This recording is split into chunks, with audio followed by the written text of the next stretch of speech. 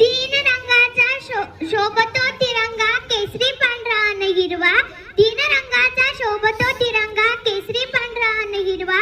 अभिमानाने फडकतो गातो वीरांच्या शौर्याची गाथा, वीरांच्या शौर्याची गाथा. सन्माननीय मुख्याध्यापक सर, आदरणीय शिक्षक वृंद, मान्यवर उपस्थित आणि माझ्या प्रिय मैत्रिणींनो आणि मित्रांनो, आपण सर्वांना माझा संस्नेह नमस्कार. आजचा दिवस आपल्यासाठी अत्यंत आनंदाचा आणि अभिमानाचा दिवस आहे.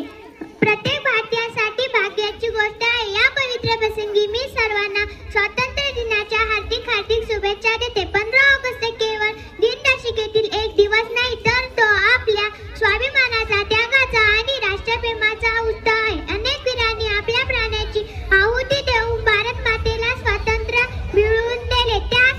त्यांच्या संघर्षामुळे आज आपण मुक्त आकाशाखाली स्वाभिमानाने श्वास घेत आहोत.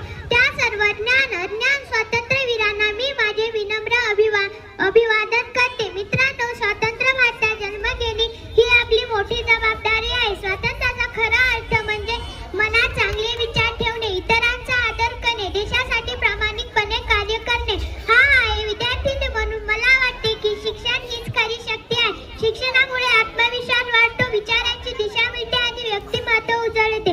आजची मुलगी प्रत्येक क्षेत्रात यश मिळवत आहे. विज्ञान, क्रीडा, कला, शिक्षण आणि संरक्षण या सर्व क्षेत्रात मुली देशाचे नाव उज्ज्वल करीत आहे. म्हणूनही आपणही मोठे स्वप्ने पाहूया आणि ती पूर्ण करण्यासाठी मेहनत करूया. आपला तिरंगा ध्वज पाहिला की मन अभिमानाने भरून येते. भगवा रंग धैर्य शिकवतो, पांढरा रंग शांततेचा संदेश देतो आणि हिरवा रंग समृद्धीचे